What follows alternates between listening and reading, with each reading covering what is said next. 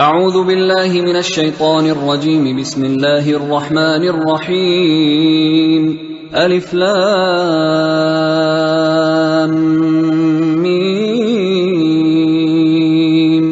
ذلك الكتاب لا ريب فيه هدى للمتقين الذين يؤمنون بالغيب ويقيمون الصلاة ومما رزقناهم ينفقون والذين يؤمنون بما أنزل إليك وما أنزل من قبلك وبالآخرة هم يوقنون أولئك على هدى من ربهم وأولئك هم المفلحون. إن الذين كفروا سواء عليهم أأنذرتهم أم لم تنذرهم لا يؤمنون ختم الله على قلوبهم وعلى سمعهم وعلى أبصارهم غشاوة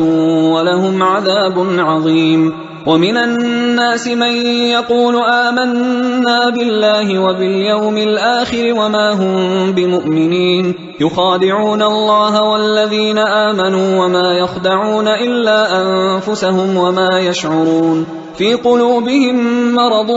فزادهم الله مرضا ولهم عذاب أليم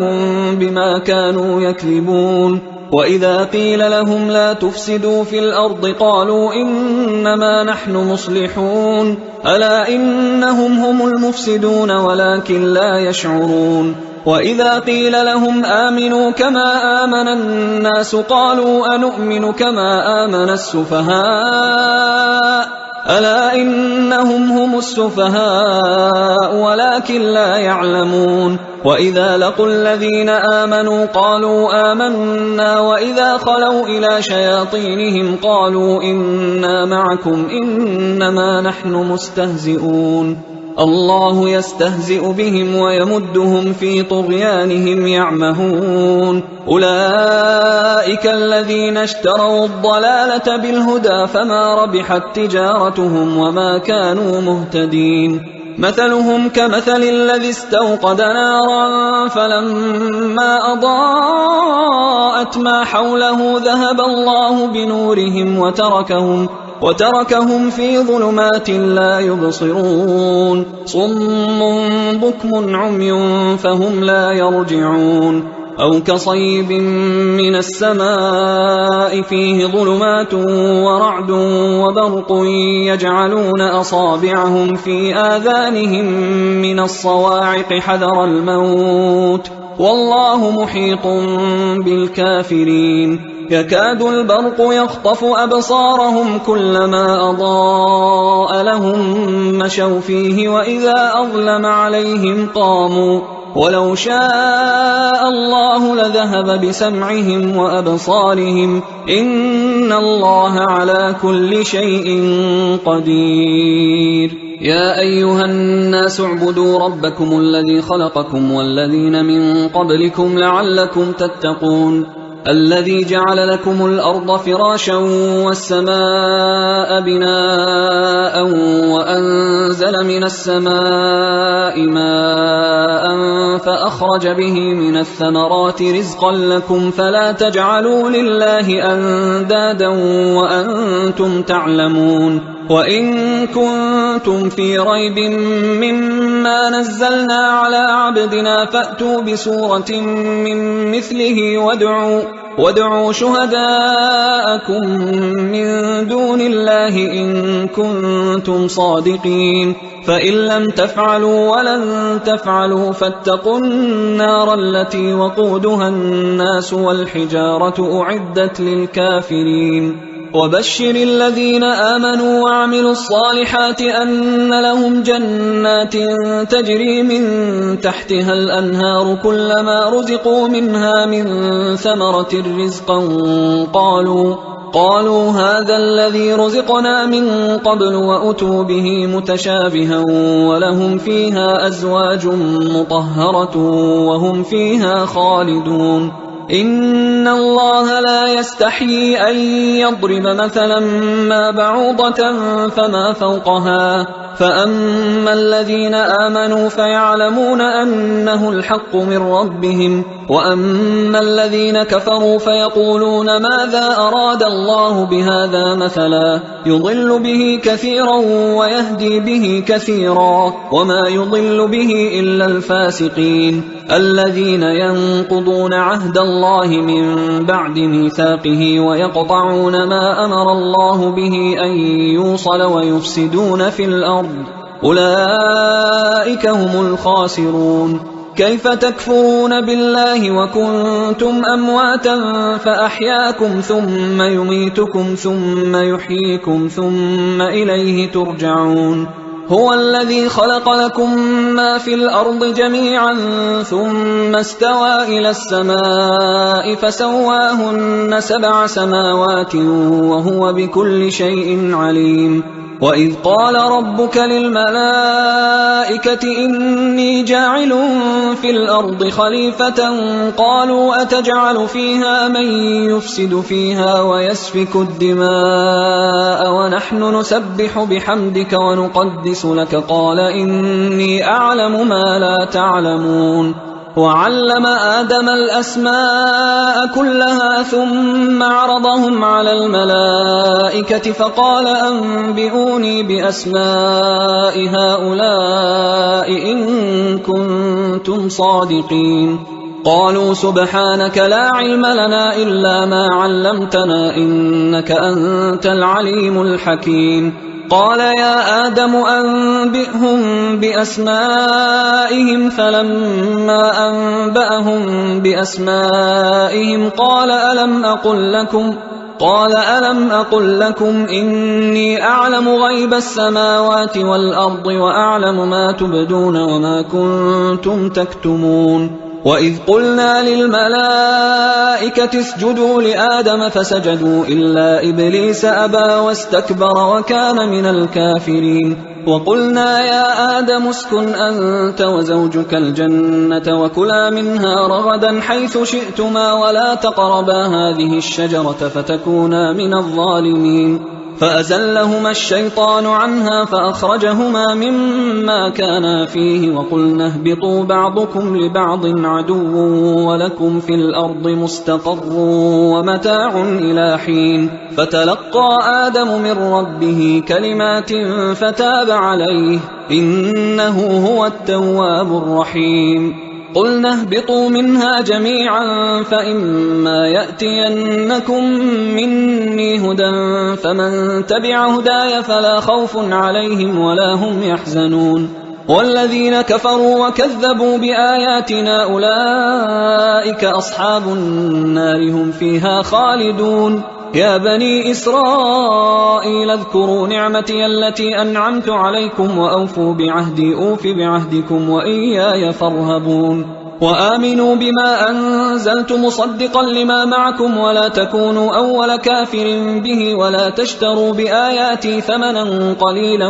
وإياي فاتقون ولا تلبسوا الحق بالباطل وتكتموا الحق وأنتم تعلمون وأقيموا الصلاة وآتوا الزكاة واركعوا مع الراكعين أتأمرون الناس بالبر وتنسون أنفسكم وأنتم تتلون الكتاب أفلا تعقلون واستعينوا بالصبر والصلاة وإنها لكبيرة إلا على الخاشعين الذين يظنون أنهم ملاقو ربهم وأنهم إليه راجعون يا بني إسرائيل اذكروا نعمتي التي أنعمت عليكم وأني فضلتكم على العالمين واتقوا يوما لا تجزي نفس عن نفس شيئا ولا يقبل منها شفاعة ولا يؤخذ منها عدل ولا هم ينصرون وإذ نجيناكم من آل فرعون يسومونكم سوء العذاب يذبحون أبناءكم ويستحيون نساءكم وفي ذلكم بلاء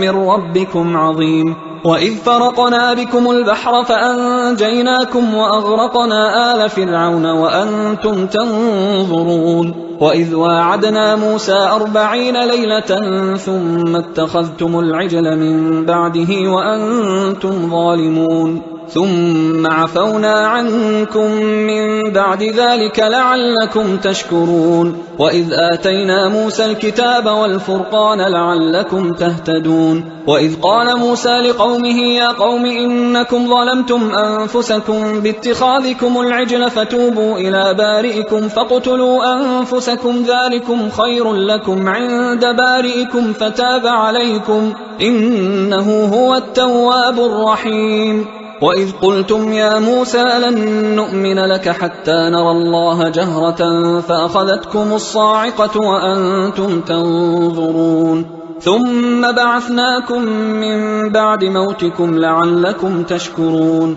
وظللنا عليكم الغمام وأنزلنا عليكم المن والسلوى كلوا من طيبات ما رزقناكم وما ظلمونا ولكن كانوا أنفسهم يظلمون وإذ قلنا ادخلوا هذه القرية فكلوا منها حيث شئتم رغدا وادخلوا الباب سجدا وقولوا حطة نغفر لكم خطاياكم وسنزيد المحسنين فبدل الذين ظلموا قولا غير الذي قيل لهم فأنزلنا على الذين ظلموا رجزا من السماء بما كانوا يفسقون وإذ استسقى موسى لقومه فقلنا اضرب بعصاك الحجر فانفجرت منه 12 عينا قد علم كل أناس مشربهم كلوا واشربوا من رزق الله ولا تعثوا في الأرض مفسدين وإذ قلتم يا موسى لن نصبر على طعام واحد فادع لنا ربك يخرج لنا مما تنبت الأرض من بقلها وقثائها وفومها وعدسها وبصلها قال أتستبدلون الذي هو أدنى بالذي هو خير اهبطوا مصرا فإن لكم ما سألتم وضربت عليهم الذلة والمسكنة وباءوا بغضب من الله ذلك بأنهم كانوا يكفرون بآيات الله ويقتلون النبيين بغير الحق ذلك بما عصوا وكانوا يعتدون إن الذين آمنوا والذين هادوا والنصارى والصابئين من آمن بالله واليوم الآخر وعمل صالحا فلهم أجرهم عند ربهم ولا خوف عليهم ولا هم يحزنون وإذ أخذنا ميثاقكم ورفعنا فوقكم الطور خذوا ما آتيناكم بقوة واذكروا ما فيه لعلكم تتقون ثم توليتم من بعد ذلك فلولا فضل الله عليكم ورحمته لكنتم من الخاسرين ولقد علمتم الذين اعتدوا منكم في السبت فقلنا لهم كونوا قردة خاسئين فجعلناها نكالا لما بين يديها وما خلفها وموعظة للمتقين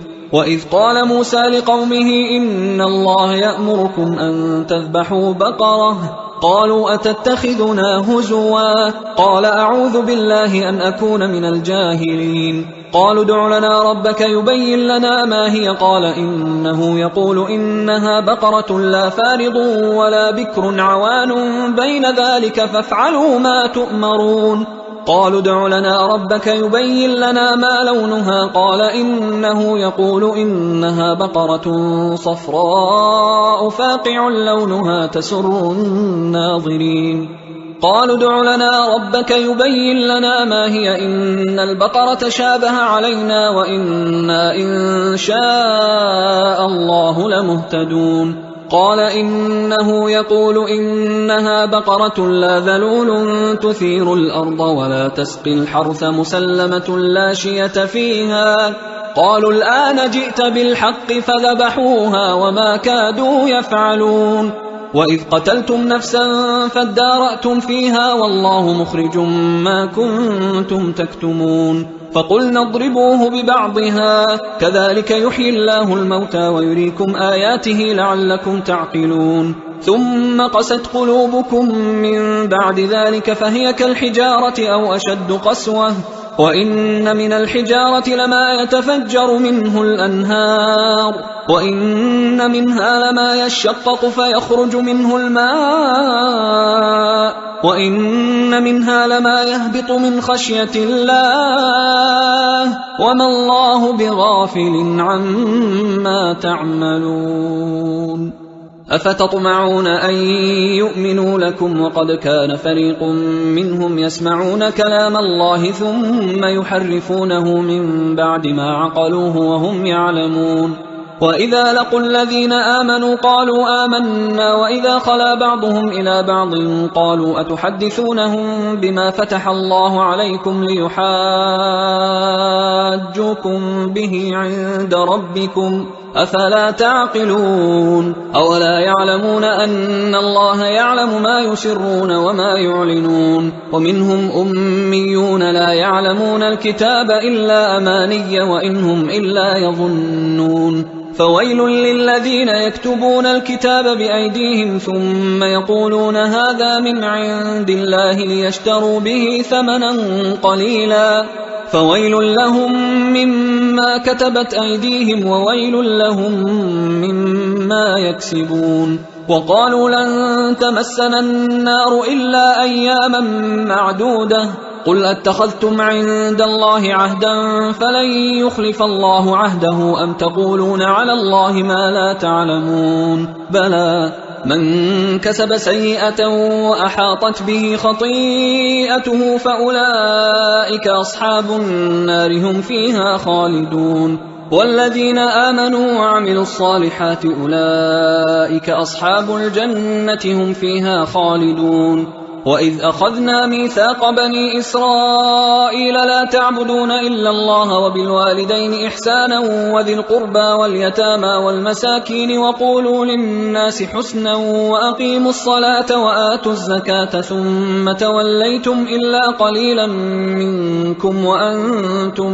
معرضون وإذ أخذنا ميثاقكم لا تسفكون دماءكم ولا تخرجون أنفسكم من دياركم ثم أقررتم وأنتم تشهدون ثم أنتم هؤلاء تقتلون أنفسكم وتخرجون فريقا منكم من ديارهم تظاهرون عليهم بالإثم والعدوان وإن يأتوكم أسارى تفادوهم وهو محرم عليكم إخراجهم أفتؤمنون ببعض الكتاب وتكفرون ببعض فما جزاء من يفعل ذلك منكم إلا خزي في الحياة الدنيا ويوم القيامة يردون إلى أشد العذاب وما الله بغافل عما تعملون أولئك الذين اشتروا الحياة الدنيا بالآخرة فلا يخفف عنهم العذاب ولا هم ينصرون ولقد آتينا موسى الكتاب وقفينا من بعده بالرسل وآتينا عيسى ابن مريم البينات وأيدناه بروح القدس أفكلما جاءكم رسول بما لا تهوى أنفسكم استكبرتم ففريقا كذبتم وفريقا تقتلون وقالوا قلوبنا غلف بل لعنهم الله بكفرهم فقليلا ما يؤمنون ولما جاءهم كتاب من عند الله مصدق لما معهم وكانوا من قبل يستفتحون على الذين كفروا فلما جاءهم ما عرفوا كفروا به فلعنة الله على الكافرين بئس ما اشتروا به أنفسهم أن يكفروا بما أنزل الله بغيا أن ينزل الله من فضله على من يشاء من عباده فباءوا بغضب على غضب وللكافرين عذاب مهين وإذا قيل لهم آمنوا بما أنزل الله قالوا نؤمن بما أنزل علينا ويكفرون بما وراءه وهو الحق مصدقا لما معهم قل فلم تقتلون أنبياء الله من قبل إن كنتم مؤمنين ولقد جاءكم موسى بالبينات ثم اتخذتم العجل من بعده وأنتم ظالمون وإذ أخذنا ميثاقكم ورفعنا فوقكم الطور خذوا ما آتيناكم بقوة واسمعوا قالوا سمعنا وعصينا وأشربوا في قلوبهم العجل بكفرهم قل بئس ما يأمركم به إيمانكم إن كنتم مؤمنين قل إن كانت لكم الدار الآخرة عند الله خالصة من دون الناس فتمنوا الموت إن كنتم صادقين ولن يتمنوه أبدا بما قدمت أيديهم والله عليم بالظالمين ولتجدنهم أحرص الناس على حياة ومن الذين أشركوا يود أحدهم لو يعمر 1000 سنة وما هو بمزحزحه من العذاب أن يعمر والله بصير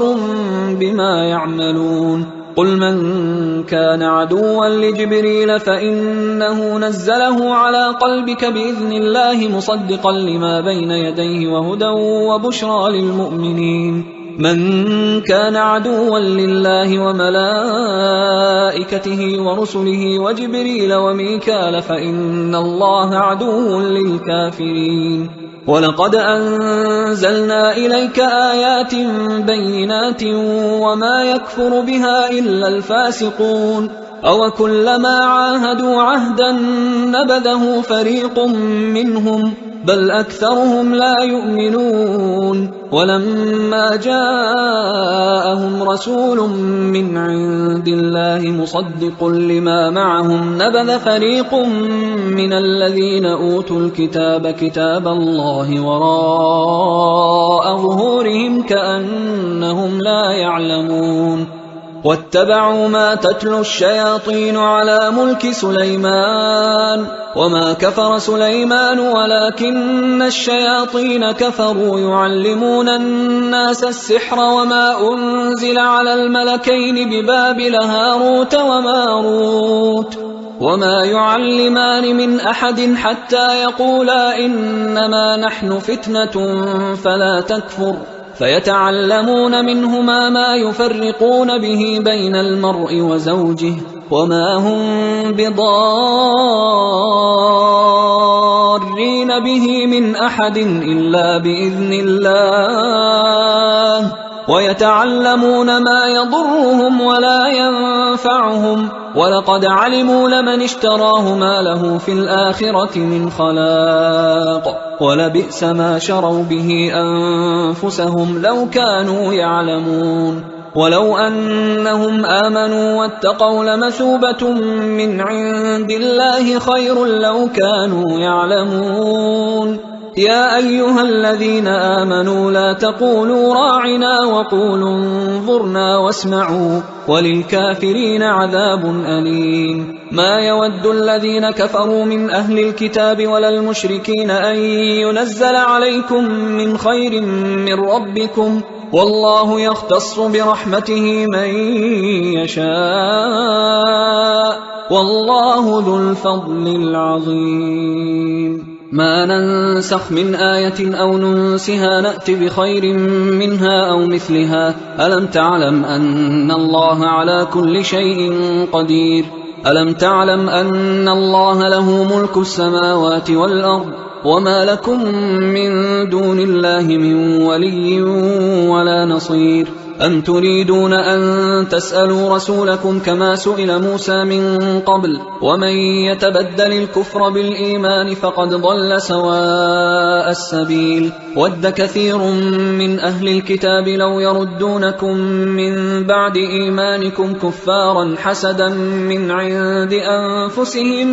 من بعد ما تبين لهم الحق فاعفوا واصفحوا حتى يأتي الله بأمره إن الله على كل شيء قدير وأقيموا الصلاة وآتوا الزكاة وما تقدموا لأنفسكم من خير تجدوه عند الله إن الله بما تعملون بصير. وقالوا لن يدخل الجنة إلا من كان هودا أو نصارى تلك أمانيهم قل هاتوا برهانكم إن كنتم صادقين بلى من أسلم وجهه لله وهو محسن فله أجره عند ربه ولا خوف عليهم ولا هم يحزنون. وقالت اليهود ليست النصارى على شيء وقالت النصارى ليست اليهود على شيء وهم يتلون الكتاب كذلك قال الذين لا يعلمون مثل قولهم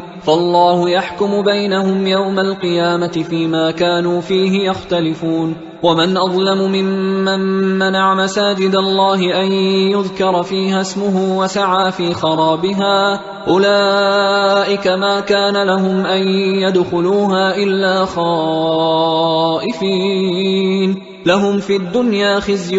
ولهم في الآخرة عذاب عظيم. ولله المشرق والمغرب فأينما تولوا فثم وجه الله إن الله واسع عليم. وقالوا اتخذ الله ولدا سبحانه بل له ما في السماوات والأرض كل له قانتون بديع السماوات والأرض وإذا قضى أمرا فإنما يقول له كن فيكون. وقال الذين لا يعلمون لولا يكلمنا الله أو تأتينا آية كذلك قال الذين من قبلهم مثل قولهم تشابهت قلوبهم قد بينا الآيات لقوم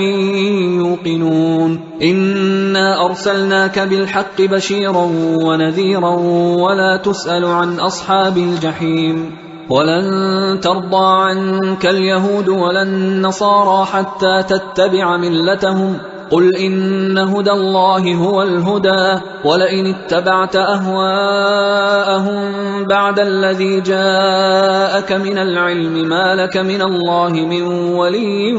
ولا نصير. الذين آتيناهم الكتاب يتلونه حق تلاوته أولئك يؤمنون به ومن يكفر به فأولئك هم الخاسرون. يا بني إسرائيل اذكروا نعمتي التي أنعمت عليكم وأني فضلتكم على العالمين واتقوا يوما لا تجزي نفس عن نفس شيئا ولا يقبل منها عدل ولا تنفعها شفاعة ولا هم ينصرون. وإذ ابتلى إبراهيم ربه بكلمات فأتمهن قال إني جاعلك للناس إماما قال ومن ذريتي قال لا ينال عهد الظالمين. وإذ جعلنا البيت مثابة للناس وأمنا واتخذوا من مقام إبراهيم مصلى وعهدنا إلى إبراهيم وإسماعيل أن طهرا بيتي للطائفين والعاكفين والركع السجود. وإذ قال إبراهيم رب اجعل هذا بلدا آمنا وارزق أهله من الثمرات من آمن منهم بالله واليوم الآخر قال ومن كفر فأمتعه قليلا ثم أضطره إلى عذاب النار وبئس المصير. وإذ يرفع إبراهيم القواعد من البيت وإسماعيل ربنا تقبل منا إنك أنت السميع العليم ربنا وجعلنا مسلمين لك ومن ذريتنا أمة مسلمة لك وأرنا مناسكنا وتب علينا إنك أنت التواب الرحيم ربنا وبعث فيهم رسولا منهم يتلو عليهم آياتك ويعلمهم الكتاب والحكمة ويزكيهم إنك أنت العزيز الحكيم. ومن يرغب عن ملة إبراهيم إلا من سفه نفسه ولقد اصطفيناه في الدنيا وإنه في الآخرة لمن الصالحين إذ قال له ربه أسلم قال أسلمت لرب العالمين ووصى بها إبراهيم بنيه ويعقوب يا بني إن الله اصطفى لكم الدين فلا تموتن إلا وأنتم مسلمون أم كنتم شهداء إذ حضر يعقوب الموت إذ قال لبنيه ما تعبدون من بعدي قالوا نعبد إلهك وإله آبائك إبراهيم وإسماعيل وإسحاق إلها واحدا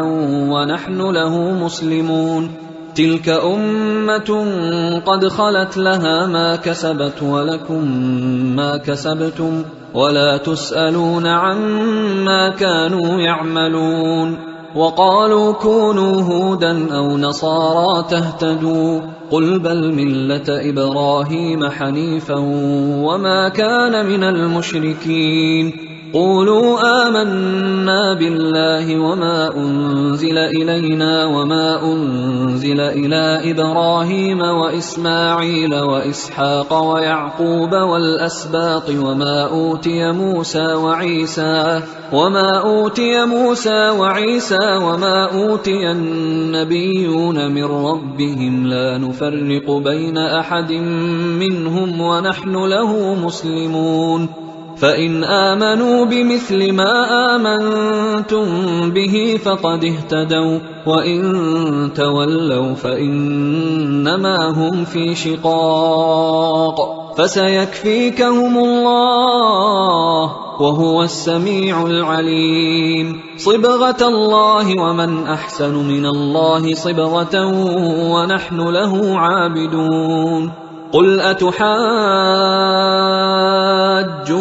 في الله وهو ربنا وربكم ولنا أعمالنا ولكم أعمالكم ونحن له مخلصون أم تقولون إن إبراهيم وإسماعيل وإسحاق ويعقوب والأسباط كانوا هودا أو نصارى قل أأنتم أعلم أم الله ومن أظلم ممن كتم شهادة عنده من الله وما الله بغافل عما تعملون تلك أمة قد خلت لها ما كسبت ولكم ما كسبتم ولا تسألون عما كانوا يعملون سيقول السفهاء من الناس ما ولاهم عن قبلتهم التي كانوا عليها قل لله المشرق والمغرب يهدي من يشاء إلى صراط مستقيم وكذلك جعلناكم أمة وسطا لتكونوا شهداء على الناس ويكون الرسول عليكم شهيدا وما جعلنا القبلة التي كنت عليها إلا لنعلم من يتبع الرسول ممن ينقلب على عقبيه وإن كانت لكبيرة إلا على الذين هدى الله وما كان الله ليضيع إيمانكم إن الله بالناس لرؤوف رحيم قد نرى تقلب وجهك في السماء فلنولينك قبلة ترضاها فول وجهك شطر المسجد الحرام وحيث ما كنتم فولوا وجوهكم شطره وإن الذين أوتوا الكتاب ليعلمون أنه الحق من ربهم وما الله بغافل عما يعملون ولئن أتيت الذين أوتوا الكتاب بكل آية ما تبعوا قبلتك وما أنت بتابع قبلتهم وما بعضهم بتابع قبلة بعض ولئن اتبعت أهواءهم من بعد ما جاءك من العلم إنك إذا لمن الظالمين الذين آتيناهم الكتاب يعرفونه كما يعرفون أبناءهم وإن فريقا منهم ليكتمون الحق وهم يعلمون الحق من ربك فلا تكونن من الممترين ولكل وجهة هو موليها فاستبقوا الخيرات أينما تكونوا يأت بكم الله جميعا إن الله على كل شيء قدير ومن حيث خرجت فول وجهك شطر المسجد الحرام وإنه للحق من ربك وما الله بغافل عما تعملون ومن حيث خرجت فول وجهك شطر المسجد الحرام وحيث ما كنتم فولوا وجوهكم شطره لئلا يكون للناس عليكم حجة إلا الذين ظلموا منهم فلا تخشوهم واخشوني ولأتم نعمتي عليكم ولعلكم تهتدون كما أرسلنا فيكم رسولا منكم يتلو عليكم آياتنا ويزكيكم ويعلمكم الكتاب والحكمة ويعلمكم ما لم تكونوا تعلمون فاذكروني أذكركم واشكروا لي ولا تكفرون يا أيها الذين آمنوا استعينوا بالصبر والصلاة إن الله مع الصابرين ولا تقولوا لمن يقتل في سبيل الله أموات بل أحياء ولكن لا تشعرون ولنبلونكم بشيء من الخوف والجوع ونقص من الأموال والأنفس والثمرات وبشر الصابرين الذين إذا أصابتهم مصيبة قالوا إنا لله وإنا إليه راجعون أولئك عليهم صلوات من ربهم ورحمة وأولئك هم المهتدون إن الصفا والمروة من شعائر الله فمن حج البيت أو اعتمر فلا جناح عليه أن يطوف بهما ومن تطوع خيرا فإن الله شاكر عليم إن الذين يكتمون ما أنزلنا من البينات والهدى من بعد ما بيناه للناس في الكتاب أولئك يلعنهم الله ويلعنهم اللاعنون إلا الذين تابوا وأصلحوا وبينوا فأولئك أتوب عليهم وأنا التواب الرحيم إن الذين كفروا وماتوا وهم كفار أولئك عليهم لعنة الله والملائكة والناس أجمعين خالدين فيها لا يخفف عنهم العذاب ولا هم ينظرون وإلهكم إله واحد لا إله إلا هو الرحمن الرحيم إن في خلق السماوات والأرض واختلاف الليل والنهار والفلك التي تجري في البحر بما ينفع الناس وما أنزل الله من السماء من ماء فأحيا به الأرض بعد موتها وبث فيها من كل دابة وتصريف الرياح والسحاب المسخر بين السماء والأرض لآيات لقوم يعقلون ومن الناس من يتخذ من دون الله أندادا يحبونهم كحب الله والذين آمنوا أشد حبا لله ولو يرى الذين ظلموا إذ يرون العذاب أن القوة لله جميعا وأن الله شديد العذاب إذ تبرأ الذين اتبعوا من الذين اتبعوا ورأوا العذاب وتقطعت بهم الأسباب وقال الذين اتبعوا لو أن لنا كرة فنتبرأ منهم كما تبرأوا منا كذلك يريهم الله أعمالهم حسرات عليهم وما هم بخارجين من النار يا أيها الناس كلوا مما في الأرض حلالا طيبا ولا تتبعوا خطوات الشيطان إنه لكم عدو مبين إنما يأمركم بالسوء والفحشاء وأن تقولوا على الله ما لا تعلمون وإذا قيل لهم اتبعوا ما أنزل الله قالوا بل نتبع ما ألفينا عليه آباءنا أولو كان آباؤهم لا يعقلون شيئا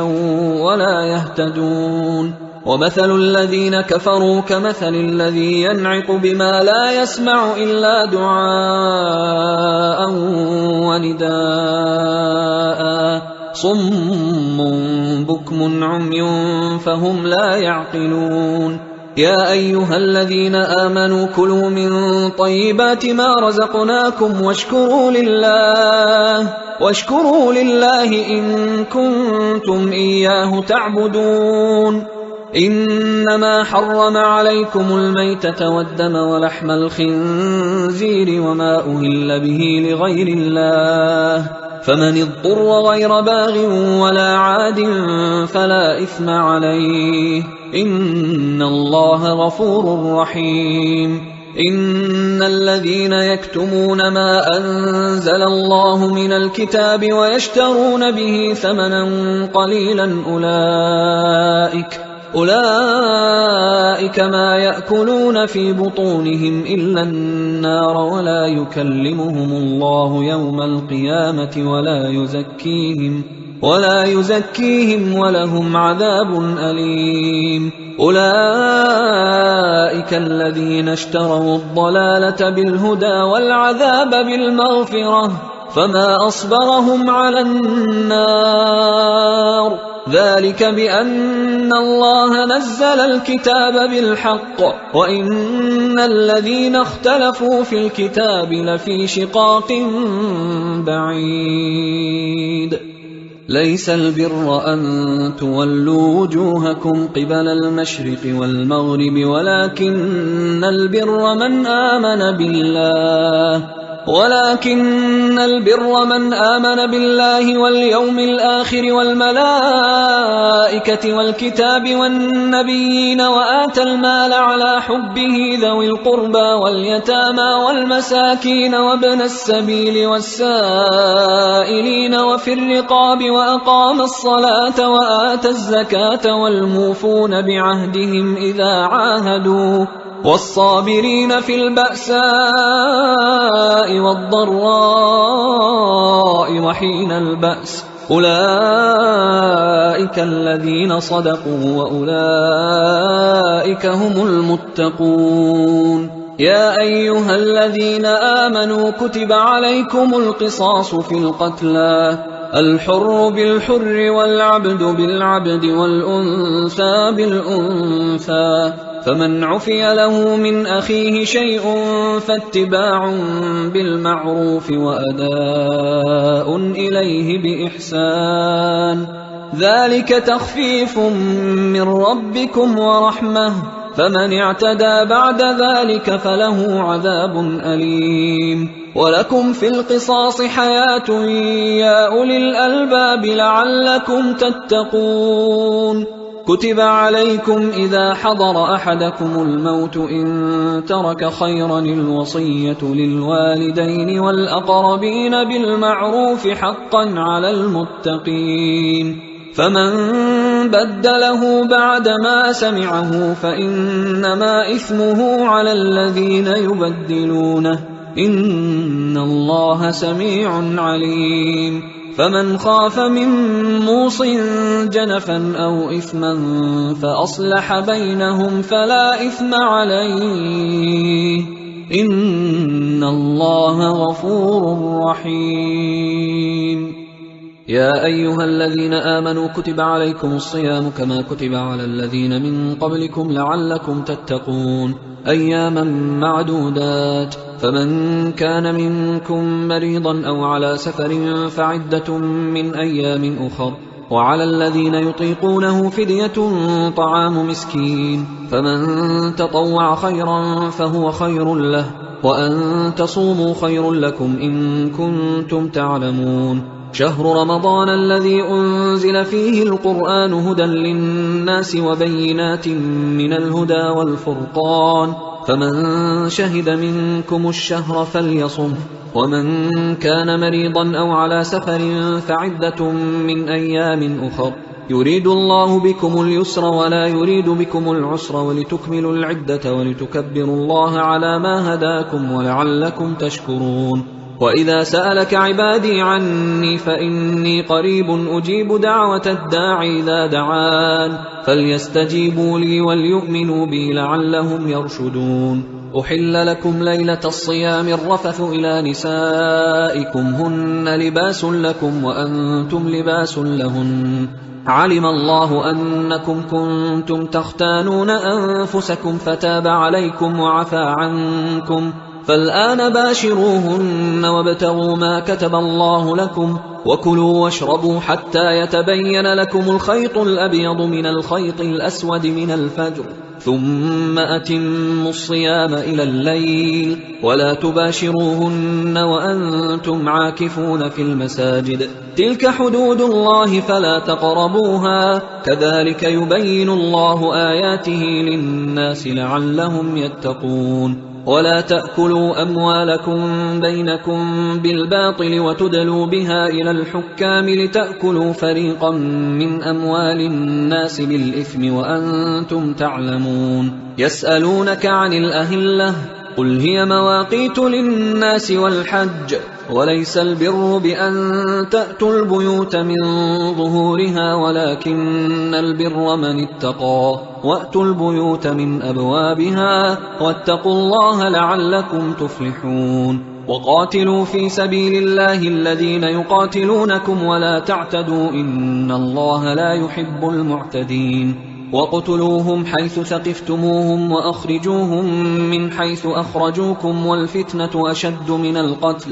وَلَا تُقَاتِلُوهُمْ عِندَ الْمَسْجِدِ الْحَرَامِ حَتَّى يُقَاتِلُوكُمْ فِيهِ فَإِنْ قَاتَلُوكُمْ فَاقْتُلُوهُمْ كَذَلِكَ جَزَاءُ الْكَافِرِينَ فَإِنِ انْتَهَوْا فَإِنَّ اللَّهَ غَفُورٌ رَحِيمٌ. وقاتلوهم حتى لا تكون فتنة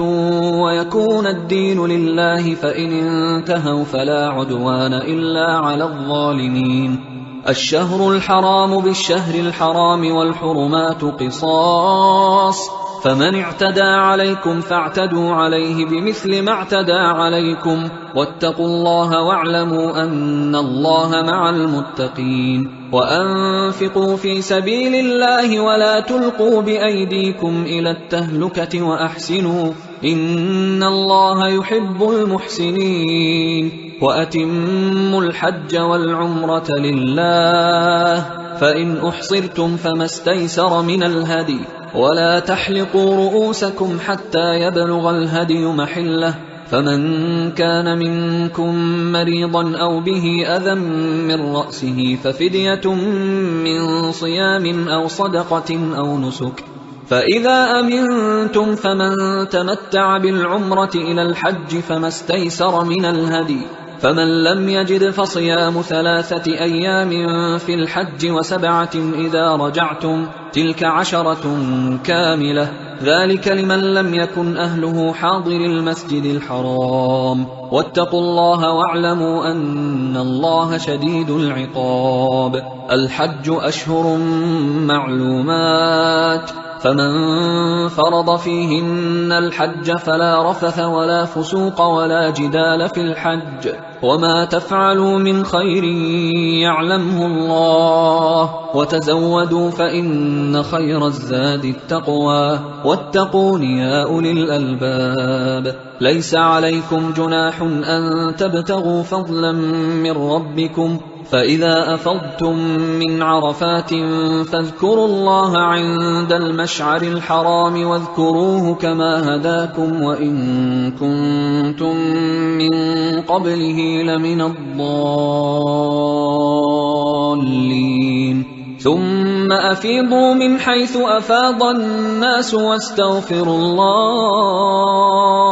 إن الله غفور رحيم فإذا قضيتم مناسككم فاذكروا الله كذكركم آباءكم أو أشد ذكرا فمن الناس من يقول ربنا آتنا في الدنيا وما له في الآخرة من خلاق ومنهم من يقول ربنا آتنا في الدنيا حسنة وفي الآخرة حسنة وقنا عذاب النار أولئك لهم نصيب مما كسبوا والله سريع الحساب واذكروا الله في أيام معدودات فمن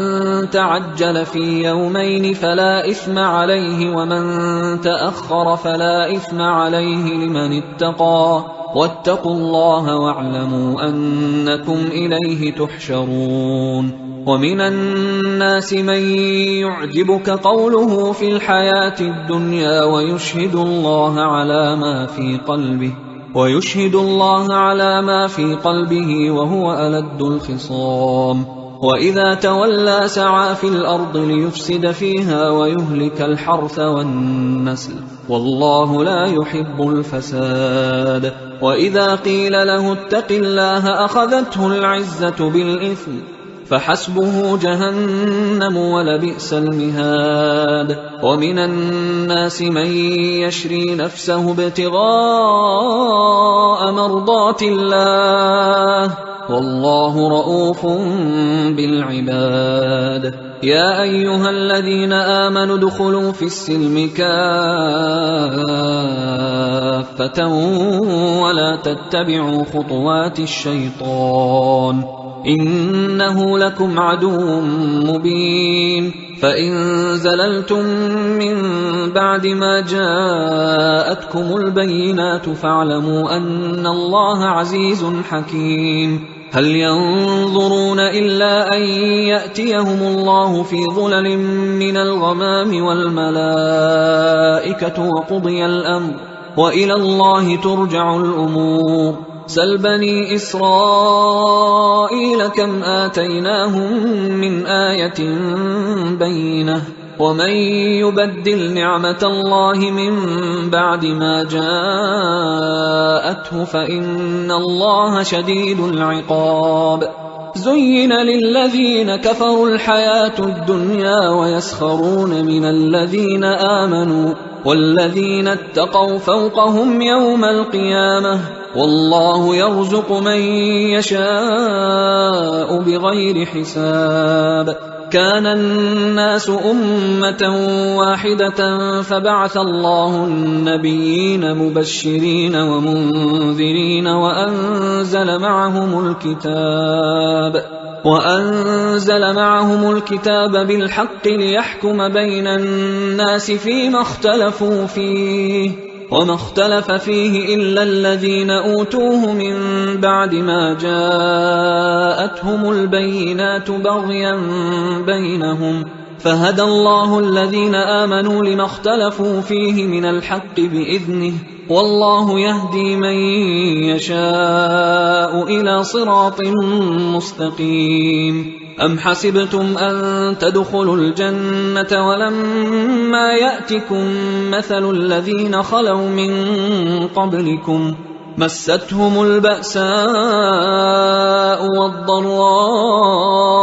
وزلزلوا حتى يقول الرسول والذين آمنوا معه متى نصر الله ألا إن نصر الله قريب يسألونك ماذا ينفقون قل ما أنفقتم من خير فللوالدين والأقربين واليتامى والمساكين وابن السبيل وما تفعلوا من خير فإن الله به عليم كتب عليكم القتال وهو كره لكم وعسى أن تكرهوا شيئا وهو خير لكم وعسى أن تحبوا شيئا وهو شر لكم والله يعلم وأنتم لا تعلمون يسألونك عن الشهر الحرام قتال فيه قل قتال فيه كبير وصد عن سبيل الله وكفر به والمسجد الحرام وإخراج أهله منه أكبر عند الله والفتنة أكبر من القتل ولا يزالون يقاتلونكم حتى يردوكم عن دينكم إن استطاعوا ومن يرتدد منكم عن دينه فيمت وهو كافر فأولئك حبطت أعمالهم في الدنيا والآخرة وأولئك أصحاب النار هم فيها خالدون إن الذين آمنوا والذين هاجروا وجاهدوا في سبيل الله أولئك يرجون رحمة الله والله غفور رحيم يسألونك عن الخمر والميسر قل فيهما إثم كبير ومنافع للناس وإثمهما أكبر من نفعهما ويسألونك ماذا ينفقون قل العفو كذلك يبين الله لكم الآيات لعلكم تتفكرون في الدنيا والآخرة ويسألونك عن اليتامى قل إصلاح لهم خير وإن تخالطوهم فإخوانكم والله يعلم المفسد من المصلح ولو شاء الله لأعنتكم إن الله عزيز حكيم ولا تنكحوا المشركات حتى يؤمنوا ولأمة مؤمنة خير من مشركة ولو أعجبتكم ولا تنكحوا المشركين حتى يؤمنوا ولعبد مؤمن خير من مشرك ولو أعجبكم أولئك يدعون إلى النار والله يدعو إلى الجنة والمغفرة بإذنه ويبين آياته للناس لعلهم يتذكرون ويسألونك عن المحيض قل هو أذى فاعتزلوا النساء في المحيض ولا تقربوهن حتى يطهرن فإذا تطهرن فأتوهن من حيث أمركم الله إن الله يحب التوابين ويحب المتطهرين نساؤكم حرث لكم فأتوا حرثكم أنى شئتم وقدموا لأنفسكم واتقوا الله واعلموا أنكم ملاقوه وبشر المؤمنين ولا تجعلوا الله عرضة لأيمانكم أن تبروا وتتقوا وتصلحوا بين الناس والله سميع عليم لا يؤاخذكم الله باللغو في أيمانكم ولكن يؤاخذكم بما كسبت قلوبكم والله غفور حليم للذين يؤلون من نسائهم تربص 4 أشهر فإن فاءوا فإن الله غفور رحيم وإن عزموا الطلاق فإن الله سميع عليم والمطلقات يتربصن بأنفسهن 3 قروء ولا يحل لهن أن يكتمن ما خلق الله في أرحامهن إن كن يؤمن بالله واليوم الآخر وبعولتهن أحق بردهن في ذلك إن أرادوا إصلاحا ولهن مثل الذي عليهن بالمعروف وللرجال عليهن درجة والله عزيز حكيم الطلاق 2 مرتان فإمساك بمعروف أو تسريح بإحسان ولا يحل لكم أن تأخذوا مما آتيتموهن شيئا إلا أن يخافا أن لا يقيما حدود الله فإن خفتم ألا يقيما حدود الله فلا جناح عليهما فيما افتدت به، تلك حدود الله فلا تعتدوها، ومن يتعد حدود الله فأولئك هم الظالمون. فإن طلقها فلا تحل له من بعد حتى تنكح زوجا غيره، فإن طلقها فلا جناح عليهما أن يتراجعا إن ظنا أن يقيما حدود الله، وتلك حدود الله يبينها لقوم يعلمون. وإذا طلقتم النساء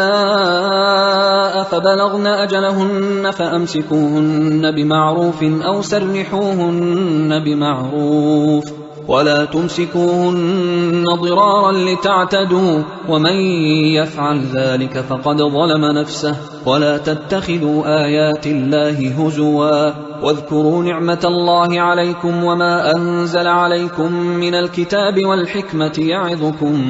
به، واتقوا الله واعلموا أن الله بكل شيء عليم. وإذا طلقتم النساء فبلغن أجلهن فلا تعضلوهن أن ينكحن أزواجهن إذا تراضوا بينهم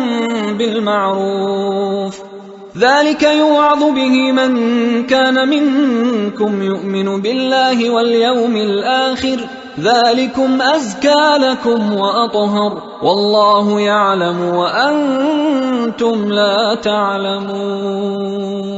والوالدات يرضعن أولادهن حولين كاملين لمن أراد أن يتم الرضاعة، وعلى المولود له رزقهن وكسوتهن بالمعروف، لا تكلف نفس إلا وسعها، لا تضار والدة بولدها ولا مولود له بولده، وعلى الوارث مثل ذلك، فإن أرادا فصالا عن تراض منهما وتشاور فلا جناح عليهما. وإن أردتم أن تسترضعوا أولادكم فلا جناح عليكم إذا سلمتم ما آتيتم بالمعروف، واتقوا الله واعلموا أن الله بما تعملون بصير. والذين يتوفون منكم ويذرون أزواجا يتربصن بأنفسهن 4 أشهر و10، فإذا بلغن أجلهن فلا جناح عليكم فيما فعلن في أنفسهن بالمعروف، والله بما تعملون خبير. ولا جناح عليكم فيما عرضتم به من خطبة النساء أو أكننتم في أنفسكم، علم الله أنكم ستذكرونهن ولكن لا تواعدوهن سرا إلا أن تقولوا قولا معروفا، ولا تعزموا عقدة النكاح حتى يبلغ الكتاب أجله، واعلموا أن الله يعلم ما في أنفسكم فاحذروه، واعلموا أن الله غفور حليم. لا جناح عليكم إن طلقتم النساء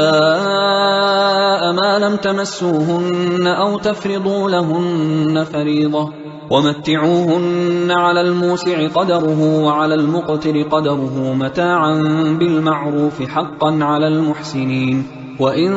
طلقتموهن من قبل أن تمسوهن وقد فرضتم لهن فريضة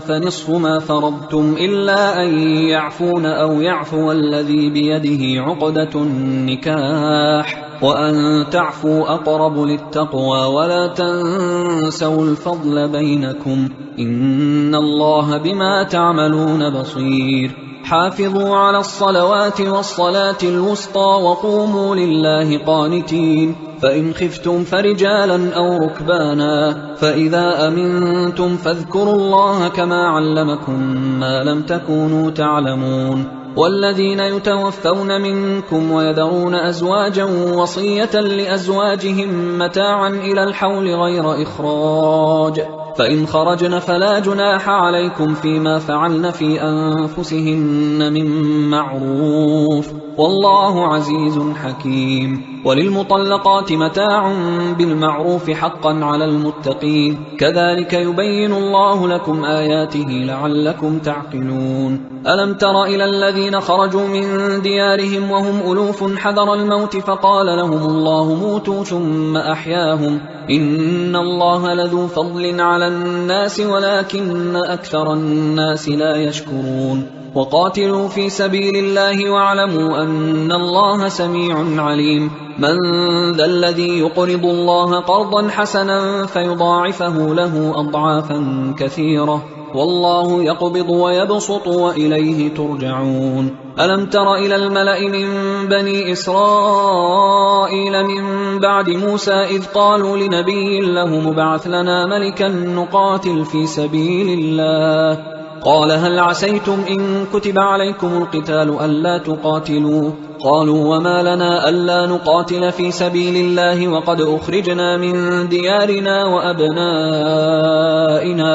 فلما كتب عليهم القتال تولوا إلا قليلا منهم، والله عليم بالظالمين. وقال لهم نبيهم إن الله قد بعث لكم طالوت ملكا، قالوا أنى يكون له الملك علينا ونحن أحق بالملك منه ولم يؤت سعة من المال، قال إن الله اصطفاه عليكم وزاده بسطة في العلم والجسم والله يؤتي ملكه من يشاء والله واسع عليم. وقال لهم نبيهم إن آية ملكه أن يأتيكم التابوت فيه سكينة من ربكم وبقية مما ترك آل موسى وآل هارون تحمله الملائكة، إن في ذلك لآية لكم إن كنتم مؤمنين. فلما فصل طالوت بالجنود قال إن الله مبتليكم بنهر فمن شرب منه فليس مني ومن لم يطعمه فإنه مني إلا من اغترف غرفة بيده، فشربوا منه إلا قليلا منهم. فلما جاوزه هو والذين آمنوا معه قالوا لا طاقة لنا اليوم بجالوت وجنوده. قال الذين يظنون أنهم ملاقوا الله كم من فئة قليلة غلبت فئة كثيرة بإذن الله والله مع الصابرين. ولما برزوا لجالوت وجنوده قالوا ربنا أفرغ علينا صبرا وثبت أقدامنا وانصرنا على القوم الكافرين، فهزموهم بإذن الله. وقتل داود جالوت وآتاه الله الملك والحكمة وعلمه مما يشاء، ولولا دفع الله الناس بعضهم ببعض لفسدت الأرض ولكن الله ذو فضل على العالمين. تلك آيات الله نتلوها عليك بالحق وإنك لمن المرسلين. تلك الرسل فضلنا بعضهم على بعض، منهم من كلم الله ورفع بعضهم درجات، وآتينا عيسى ابن مريم البينات وأيدناه بروح القدس، ولو شاء الله ما اقتتل الذين من بعدهم من بعد ما جاءتهم البينات ولكن اختلفوا فمنهم من آمن ومنهم من كفر، ولو شاء الله ما اقتتلوا ولكن الله يفعل ما يريد. يا أيها الذين آمنوا أنفقوا مما رزقناكم من قبل أن يأتي يوم لا بيع فيه ولا خلة ولا شفاعة والكافرون هم الظالمون. الله لا إله إلا هو الحي القيوم لا تأخذه سنة ولا نوم له ما في السماوات وما في الأرض من ذا الذي يشفع عنده إلا بإذنه يعلم ما بين أيديهم وما خلفهم ولا يحيطون بشيء من علمه إلا بما شاء وسع كرسيه السماوات والأرض ولا يؤوده حفظهما وهو العلي العظيم. لا إكراه في الدين قد تبين الرشد من الغي فمن يكفر بالطاغوت ويؤمن بالله فقد استمسك بالعروة الوثقى لا انفصام لها، والله سميع عليم. الله ولي الذين آمنوا يخرجهم من الظلمات إلى النور، والذين كفروا أولياؤهم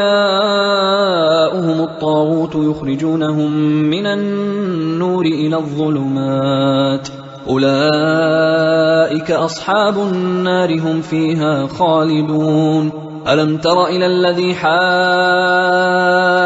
إبراهيم في ربه أن آتاه الله الملك إذ قال إبراهيم ربي الذي يحيي ويميت قال أنا أحيي وأميت. قال إبراهيم فإن الله يأتي بالشمس من المشرق فأت بها من المغرب فبهت الذي كفر والله لا يهدي القوم الظالمين. أو كالذي مر على قرية وهي خاوية على عروشها قال أنى يحيي هذه الله بعد موتها فأماته الله 100 عام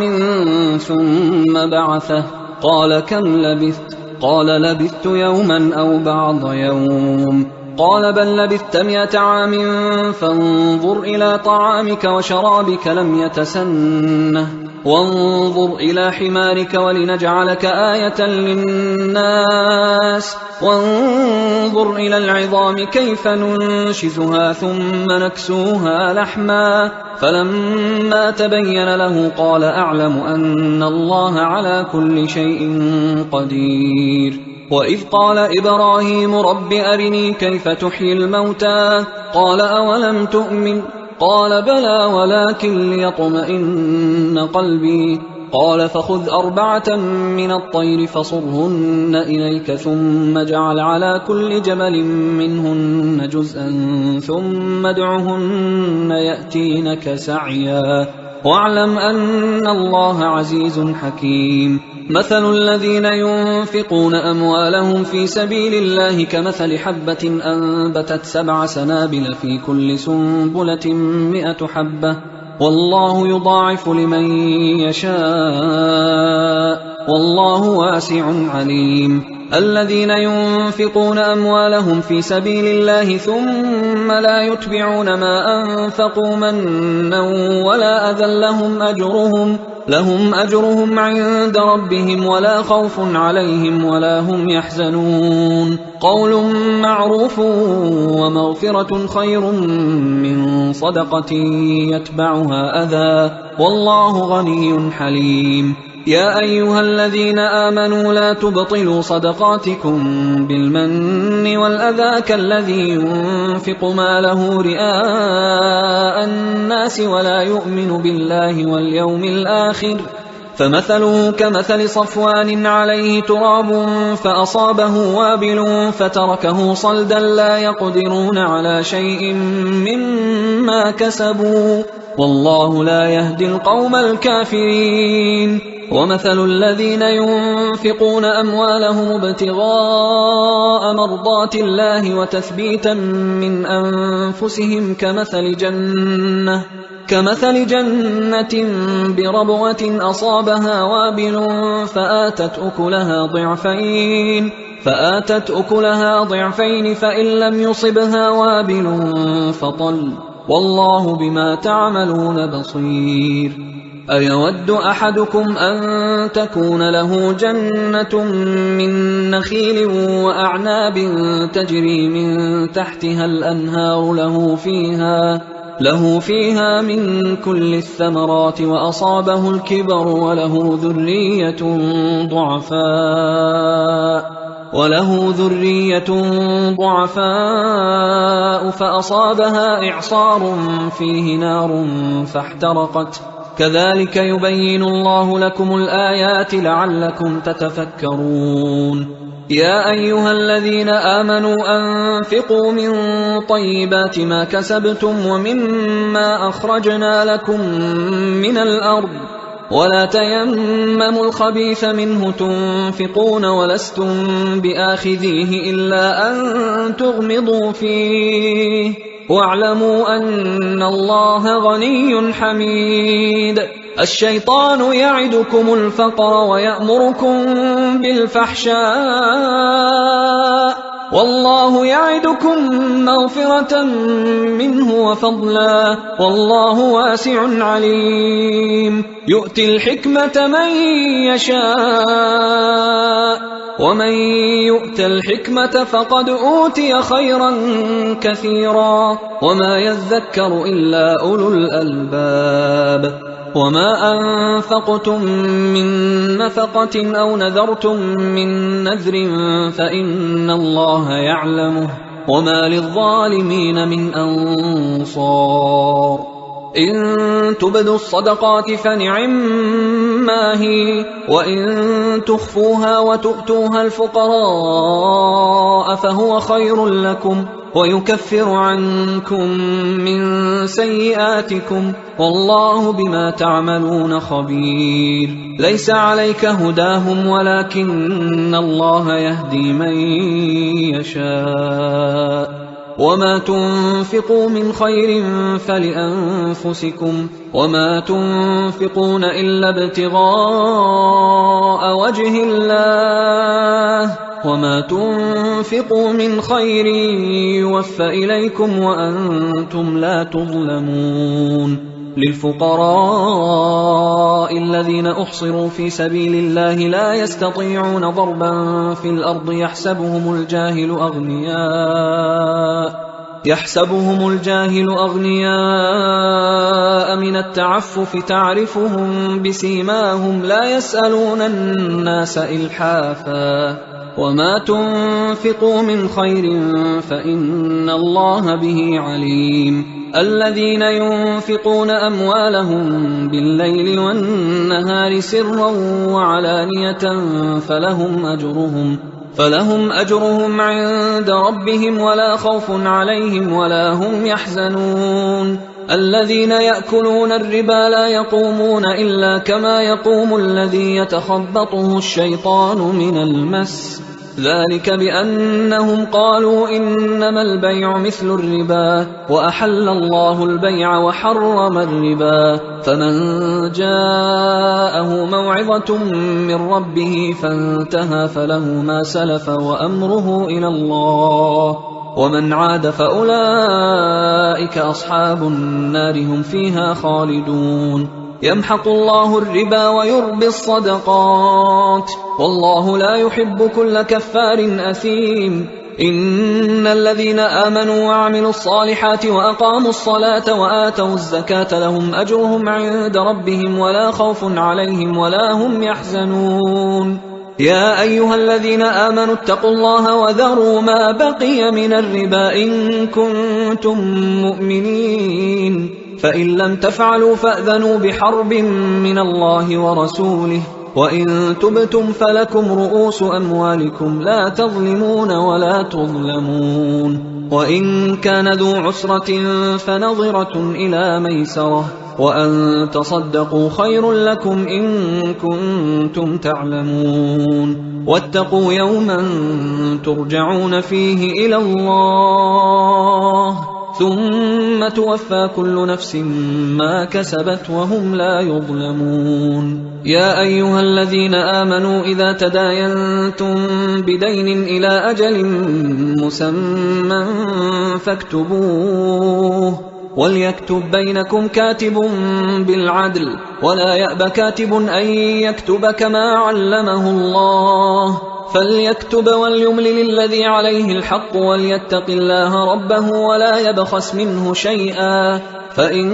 كان الذي عليه الحق سفيها أو ضعيفا أو لا يستطيع أن يمله فليملل وليه بالعدل واستشهدوا شهيدين من رجالكم فإن لم يكونا رجلين فرجل وامرأتان ممن ترضون من الشهداء أن تضل إحداهما فتذكر إحداهما الأخرى ولا يأبى الشهداء إذا ما دعوا ولا تسأموا أن تكتبوه صغيرا أو كبيرا إلى أجله ذلكم أقسط عند الله وأقوم للشهادة وأدنى أن لا ترتابوا إلا أن تكون تجارة حاضرة تديرونها بينكم فليس عليكم جناح ألا تكتبوها، وأشهدوا إذا تبايعتم ولا يضار كاتب ولا شهيد، وإن تفعلوا فإنه فسوق بكم، واتقوا الله ويعلمكم الله، والله بكل شيء عليم. وإن كنتم على سفر ولم تجدوا كاتبا فرهان مقبوضة، فإن أمن بعضكم بعضا فليؤدي الذي اؤتمن أمانته وليتق الله ربه ولا تكتموا الشهادة، ومن يكتمها فإنه آثم قلبه، والله بما تعملون عليم. لله ما في السماوات وما في الأرض، وإن تبدوا ما في أنفسكم أو تخفوه يحاسبكم به الله فيغفر لمن يشاء ويعذب من يشاء، والله على كل شيء قدير. آمن الرسول بما أنزل إليه من ربه والمؤمنون كل آمن بالله وملائكته وكتبه ورسله لا نفرق بين أحد من رسله، وقالوا سمعنا وأطعنا غفرانك ربنا وإليك المصير. لا يكلف الله نفسا إلا وسعها، لها ما كسبت وعليها ما اكتسبت، ربنا لا تؤاخذنا إن نسينا أو أخطأنا، ربنا ولا تحمل علينا إصرا